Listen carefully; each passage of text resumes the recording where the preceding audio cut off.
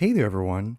Today we're going to be looking at On Several Regimes of Signs, which is the fifth chapter from Deleuze-Guattari's A Thousand Plateaus, and we're going to be examining the concepts of regimes of signs, faciality, and William Burroughs' concept of the word as virus. Because there's a lot going on between these thinkers in terms of their sort of contestations of what is language and what function does language serve.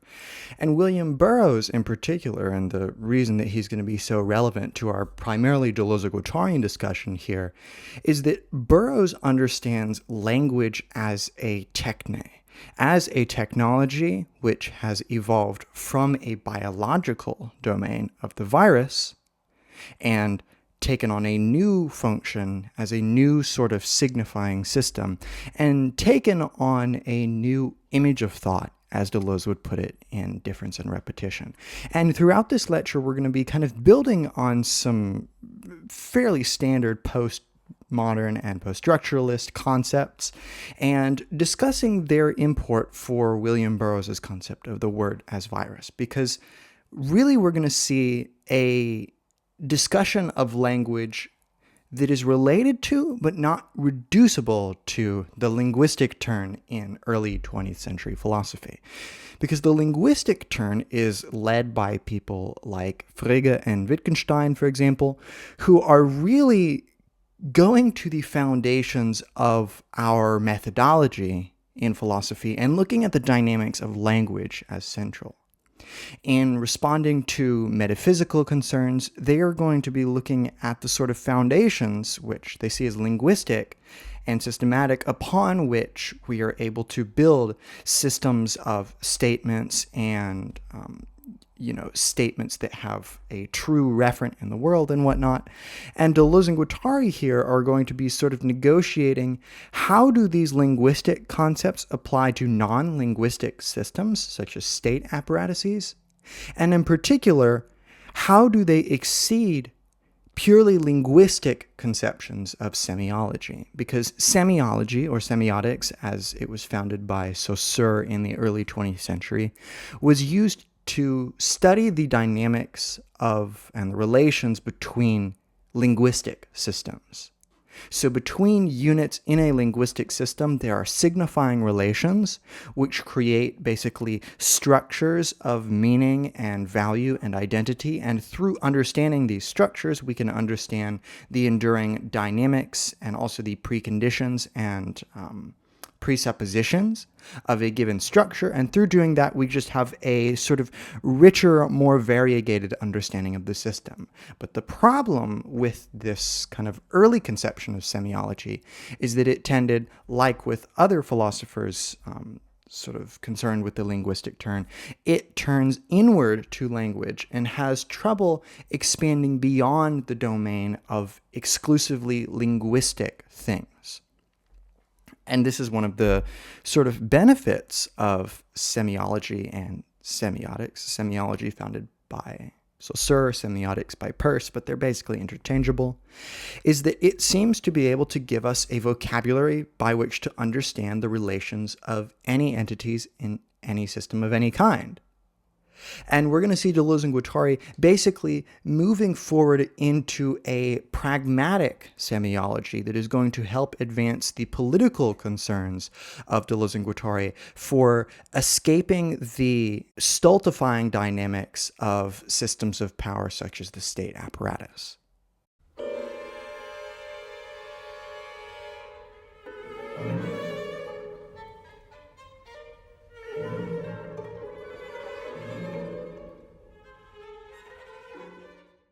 Now, key to Deleuze and Guattari's methodology is coming to understand through concepts and through appropriate vocabulary and tools how we come to understand our world. And in particular, what are the conditions of the systems that make up the multiplicity of entities that is our world? What are the enduring dynamics and conditions of those systems that allow for them to be understood in certain ways, reacted to in certain ways, and also prompt actions in subjects? And they start off this chapter by saying that we call any specific formalization of expression a regime of signs. So this goes back to the very foundations of philosophy of language, where we have statements, and statements come to form expressions, and expressions can express true or false statements regarding the world.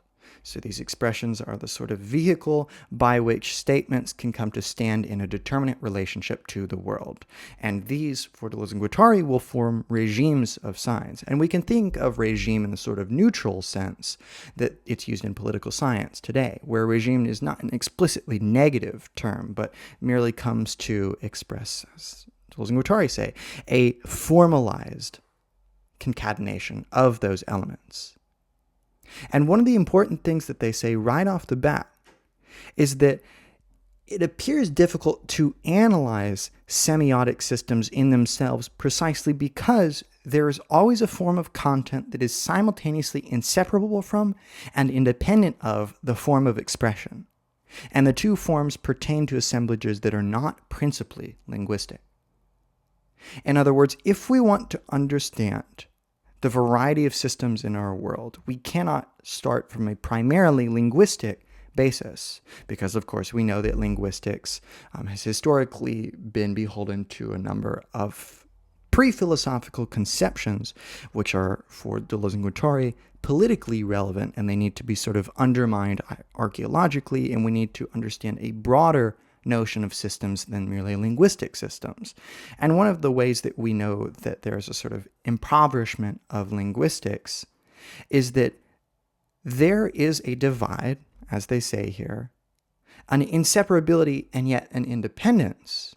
We might call it an equiprimordiality, as Heidegger would put it, between the form of content and the form of expression. So, for example, I can say the cat is on the mat. But there is a number of ambiguities here, such that the form of the expression is in accordance with grammatical and syntactic rules of the English language, and yet still the form of the content, which might be said to be denoted and thereby referred to in the world by the statement, is ambiguous, because of course each of these words can at once signify a general category, such as mats, and the abstract category and object of mat, such that it is not in fact referring to any actual cat on the mat. And in another sense, it can refer to a particular situation. So in this case, I'm using it in the more abstract sense. The cat is on the mat is merely an example, right, of a sort of well-founded formula of language. On the other hand, it can be used in a certain situation to state a determinate relation of objects in the world. So these linguistic expressions can function very differently, such that there is something related between the form of expression and form of content, but the form of content cannot be derived a priori from the form of expression, precisely because of the pragmatic dimension of the form of expression, that expressions can be used in different contexts in accordance with different rules and situations. Hence, they say, the necessity for a return to pragmatics, in which language never has universality in itself, self-sufficient formalization, a general semiology, or a meta-language.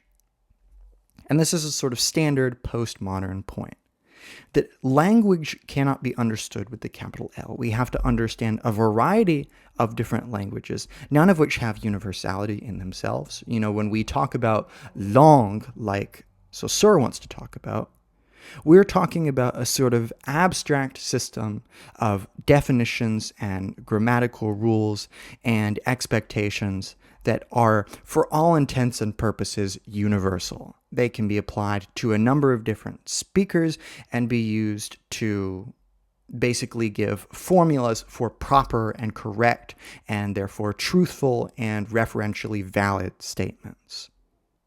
And yet, we know this is not actually how language works. There are a variety of what linguists would call idiolects, which are basically the not only particular dialects relative to a community of some kind, but the particular dialect, quote unquote, of an individual speaker, such that each speaker's usage of a word will be informed by community standards, but each user will use a word in a slightly different way, insofar as the stimuli that they have been exposed to in the world that have allowed them to come to the understanding of that word that they do are always singular.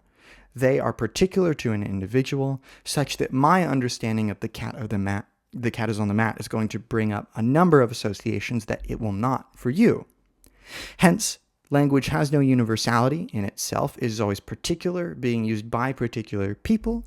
Therefore, it cannot be formalized in a self-sufficient way. It must always and need be referring to actual speakers who are always changing the rules and always providing exceptions. Therefore, there cannot be a general semiology, right? We always have to talk about particular instances of language, hence the role of sociolinguists who are actually looking at empirically particular situations of language use. And pertinent for philosophy here is the rejection of metalanguage. That even languages used to talk about languages, which is supposedly what metalanguage is itself just another language. So, for example, using the language of linguistics or anthropology or logic or religion or hermeneutics, all of these are sort of broad categories that implicate certain methodologies for what it means to talk about language. What is the function of language? But none of them are themselves meta-languages that stand above their languages in some absolute way. They have a determinate relationship to their objects of study and often are severely implicated in them, in the sense that the people who use these methodologies are themselves language users. They don't transcend language just when they come into the determinate position of analyst. Hence, they sort of repeat the Derridian line that every sign refers to another sign and only to another sign ad infinitum. Right? So we just have a chain of signs, of signifiers that are referring to something. But if we want to understand the nature of that referentiality, of exactly what is being referred to, we have to refer to another sign. For what is retained is not principally the sign's relation to a state of things it designates, or to an entity it signifies, but only the formal relation of sign to sign insofar as it defines a so-called signifying chain. And this is something that, for example, W.V. Quine talks about when he talks about indeterminacy of translation. That there are a number of ontological predicates that are assumed when we enter into the translation of a language scheme from one to another, or of some reference from one language to another, such that what we have is a relationship of signs to other signs that define a language. Take the English language. If you want to understand any word in the English language, you use other words to understand it. And these create relations which are related to experience and founded upon this experience and behavioral instantiation of concepts, such that we have a sort of pragmatic familiarity with these words and we can create abstract notions. And yet, there is still an indeterminate relationship between the formal relations and what they are supposed to refer to in the world. Hence, all we have is signifying chains, languages referring to other languages, words referring to other words, with no ground or no a priori formal reasoning to restrict each language to determinate series of definitions. Thus, they say, the sign has already attained a high degree of relative deterritorialization. And this is something that basically moves us from talking about langue to parole. So from language in the abstract sense to language in the sense of idiolects, of something deterritorialized, diffuse, and dynamic. It is thought of as a symbol and a constant movement of referral from sign to sign, The signifier is the sign in redundancy with the sign. All signs are signs of signs. And the question is not yet what a given sign signifies, but to what other sign it refers, or what signs add themselves to it to form a network without beginning or end that projects its shadow onto an amorphous atmospheric continuum. So in other words, we have this vague sort of atmosphere that we call English, for example.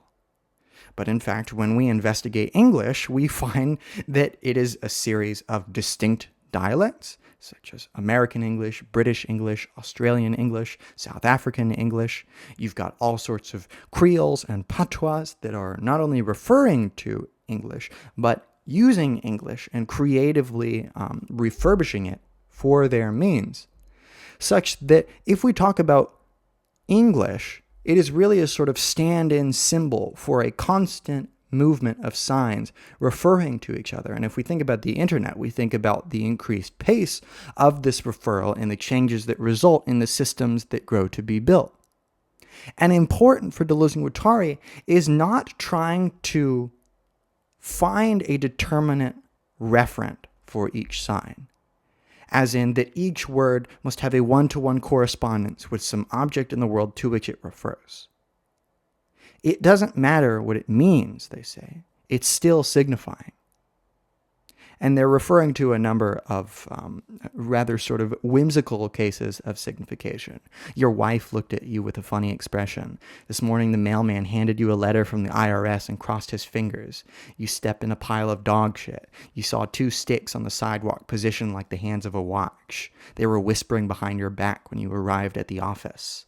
All right, so you've got all these sort of weird, aberrant, recalcitrant experiences, as Peirce would put it. And these need to be integrated into a signifying system, into a regime of signs. So regimes of signs have their benefits, right? They organize experience by providing an ordered structure of signs to structure that experience. And important for Deleuze-Guattari is not taking for granted meaning. In fact, it doesn't really matter what something means, precisely because meaning is itself respondent to translation. Meanings must be translated from person to person. They must be encoded into messages, and they must be sent through speech or writing or some form of signification to a receiver who must then decode and irrevocably alter that meaning. So what matters more is the dynamics of signification than the supposedly absolute identity of meaning that would ground that signification, right? Because if you suppose that signification has primarily to do with a meaning that I come up with in my head, and then I send it to another receiver, and they receive it and decode it and basically match the copy they've created in their head to my original meaning, there's still an assumption that there is some equivalence of meaning. And modern linguists and logicians, such as Quine, are very skeptical that there is such thing as identicality of meaning at all. Therefore, Deleuze and Guattari say that the sign that refers to other signs is struck with a strange impotence in uncertainty, but mighty is the signifier that constitutes the chain. So here we have brought to the fore the power relations of the sort of central signifier around which chains come to be formed. And important here is that there are always dynamics of change that are rippling outwards from this center signifier. In Anti-Oedipus, they will call this the despotic signifier, right? Metaphorically, it is a sort of despot that forms through its originary act of power a series of significant relations. Nothing is ever over and done with in a regime of this kind, right? It's always on the way, in medias res, intermezzo, as they put it early in the book. It's made for that. It's the tragic regime of infinite debt to which one is simultaneously debtor and creditor. A sign refers to another sign, into which it passes and which carries it into still other signs, to the point that it returns in a circular fashion. Not only do signs form an infinite network, but the network of signs is infinitely circular. The statement survives its object. The name survives its owner. Whether it passes into other signs or is kept in reserve for a time, the sign survives both its state of things and its signified. It leaps like an animal or a dead person to regain its place in the chain and invest a new state, a new signified from which it will in turn extricate itself. A hint of the eternal return. There is a whole regime of roving, floating statements, suspended names, signs lying in wait to return and be propelled by the chain. The signifier as the self-redundancy of the deterritorialized sign, a funeral world of terror. And there's a lot going on in this paragraph, but it's going to be very relevant for discussing the word as virus in Burroughs. Since things are always intermezzo here, because, right, there is no final regime of signs. Regimes of signs are always trying to make up for a poverty. They must always spin a new loop. They must always expand and increase their territory by deterritorializing signs in a favorable way, such that individual language users, who are always deterritorializing language every time they use it, they are always staking a new claim to what a word means or how it's supposed to be used, and therefore the potential is always latent there for a deterritorialization of language each time it's used. And throughout this network of signifiers, that is, of people who are signifying, they themselves enact signifying acts which allow for the autonomy of the signifier to stand forth, such that it can leap out from beyond its relations, surviving the object that supposedly authorizes it, right? Language, on the classical account, is a sort of intermediary by which we come to know eternal truths of the world that are unchanging. So fleeting as language may be, its function is basically to index and refer to and cement the eternal relations already present in the world, which on the back of these, language is allowed to be used. Language is derivative on this account. And yet, in this regime of signs, we see language taking the reverse. The statements now survive their objects, and the name survives the owner, the author of the name. So the signifier itself is becoming autonomous, or at least distinct from its form of expression. And the form of expression is typically seen to be grounded in that which is expressed, in the determinate relations in the world. Yet now the signifier is a redundant, deterritorialized sign, always signaling its own funeral, right? Its own death as it is elided through the relation of it to another signifier. And yet it continues to form relations of circularity, where think about if you tried to give a computer a language and teach it how to use language in a meaningful way. Well, you could do this. In fact, we have. We have chat programs. We have various AI software that we can talk to and engage in meaningful conversations that we interpret as meaningful. And yet, the real kicker is, how do we know that the language is being used in a meaningful way by the computer, such that the computer understands what is being signified? How do we know that what appears to be meaningful is in fact used in such a meaningful way, and not rather as a sort of specter of something meaningful, and in fact is just a valid procedure being performed by an algorithm? Well, in fact, we can't objectively know this. We can't know to what extent, objectively, our signifying relations are merely grounded in a system of self-referential statements, of codes referring to its own software, of signs referring to other signs which only form a large insular fabric, and something genuinely external or revolutionary or new. And Deleuze and Guattari don't think that that problematic is unimportant, But they say rather that what counts is less this circularity of signs than the multiplicity of these circles or chains. The sign refers not only to other signs in the same circle, but to signs in other circles or spirals as well.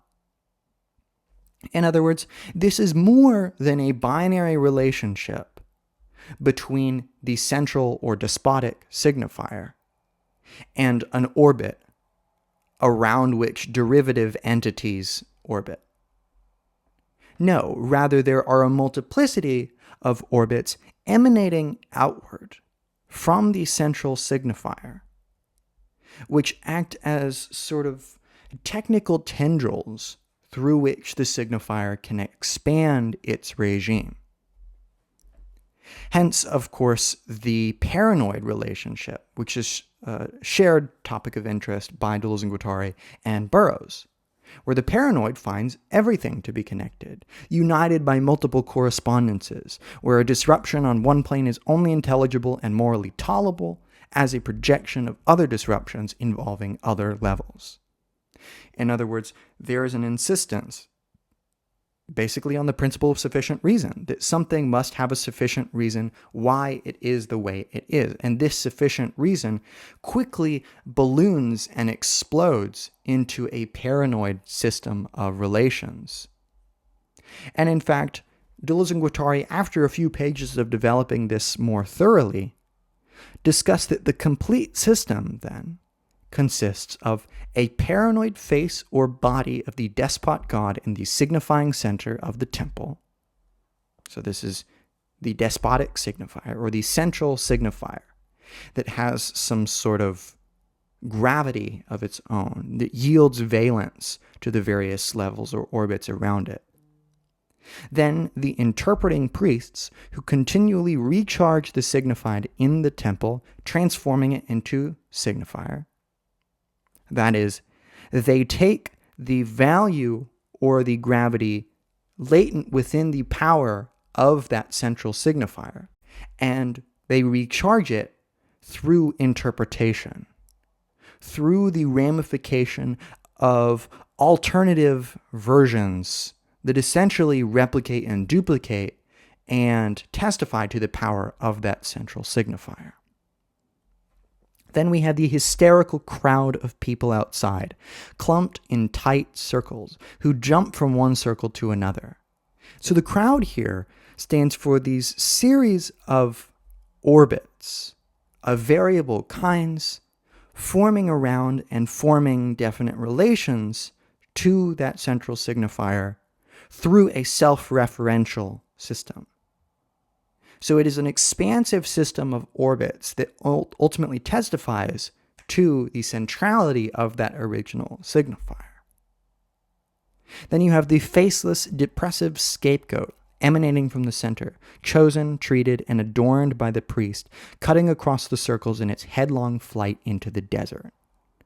So the scapegoat is something interesting for Deleuze-Guattari, because on the one hand, the scapegoat is basically a duplication of and confirmation of the central signifier's power, insofar as it extricates the extra energy. They say that in the signifying regime, the scapegoat represents a new form of increasing entropy in the system of signs. Right? Things are starting to get out of hand. There's an excess. Therefore, it is charged with everything that was bad in a given period. That is, everything that resisted signifying signs, everything that eluded the referral from sign to sign through the different circles. It also assumes everything that was unable to recharge the signifier at its center and carries off everything that spills beyond the outermost circle. In other words, it is a sort of waste management system. Finally, and especially, it incarnates that line of flight the signifying regime cannot tolerate. In other words, an absolute deterritorialization. In other words, it is the icon of absolute change, of genuine newness or revolution. The regime must block a line of this kind, or define it in an entirely negative fashion, precisely because it exceeds the degree of deterritorialization of the signifying sign, however high it may be. And this is where bringing in Burroughs is important, because Burroughs is basically always flirting with these lines of absolute deterritorialization, of what does genuine control look like brought back into the hands of those who live and out of the hands of the moochers that are the state apparatus, that are the billionaires, that are the aristocratic and oligarchic classes, etc.? What does it look like to chart these lines and relations and connections, as Burroughs calls it? And these connections are, of course, important because this relates to the idea of the signifying chain, where there are connections between signifiers, there are relations. And also it relates to the drug world for Burroughs, because the drug world is basically a series of covert, subversive connections between buyers and sellers, and they have a regime of signs all their own, of sort of underground practices that they use to institute a new regime of signs. And the question, of course, is to what extent is this autonomous or free versus to what extent is it merely derivative? Because, of course, these junkies of the drug world often live in squalor. And if someone is in a position of privilege in the drug world, it's usually for a period of time. And when they come under disfavorable circumstances, they are basically pounced on by the police, who catch them in their low of extreme bodily need, coerce them to become an informant, and then eventually, when their value as an informant runs out, their fate ends up worse than the people that they were informing on. So this is basically a circular system, ultimately ruled by the state apparatus, that allows this excess of the drug world for the purposes of acting as a scapegoat, on the grounds of which they can do something like the war on drugs, or in an alternate stance, the war on terror, right? So on the one hand, this is a testament to a genuinely new line of flight, a tangent to the circles created by the despotic signifier. And yet, on the other hand, it will attempt to be refurbished by the system of signs. And Deleuze and Guattari actually have a really interesting diagram on page 135 of A Thousand Plateaus that basically visualizes this. So we have here in the center or the signifier. And this is the signifier with the capital S. And this is embodied through faciality, where faciality is basically the iconicity of the signifier. It is the signifier animate as an icon that stands for and simultaneously enforces and represents the authority of the signifier. And in their chapter on faciality, they talk about the face of Christ, but I think an even better one might be the figure of Muhammad. Because one of the interesting things about Muhammad is that he has so much power as a signifier in the Muslim world, right? Whether or not something is sunnah, whether or not something is basically the equivalent, pragmatically, of legal, is whether or not something is in accordance with the practices of Muhammad, because Muhammad is the icon of piety and hence of Islam, of submission to Allah. So here, the figure of Muhammad stands for the very icon on earth, the incarnation of God's authority and perfection, and yet he is not to be depicted. He is an unrealizable icon, a specter or chimera, in a sense, that is elided in order to give him power, and in fact maintains his power all the more because of that. Now, the face is basically the replicative principle of the insularity of the signifier. The face, they say, is the icon proper to the signifying regime, the reterritorialization internal to the system. The signifier reterritorializes on the face. The face is what gives the signifier substance. It is what fuels interpretation, and it is what changes traits, when interpretation reimparts signifier to its substance. The signifier is always facialized. Faciality reigns materially over that whole constellation of significances and interpretations. Right? So what the face does is it extends the signifier through the signifying chain. It replicates through indirect influence by concretizing the regime of the sign in the first place. It fuels interpretation, so think about interpretations in Islam of what is sunnah, of what is orthodox and therefore permitted. So the central signifier is not merely an insular point, but in fact depends upon its constantly being exteriorized and therefore deterritorialized. It depends upon the deterritorialization of other elements, furthermore, to minimize and, in fact, to sanitize its poverty, the fact that it is not complete.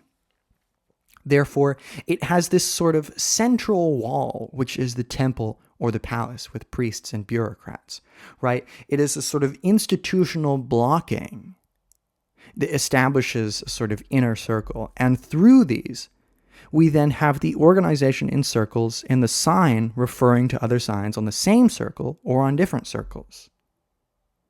So each of these circles is like a discourse.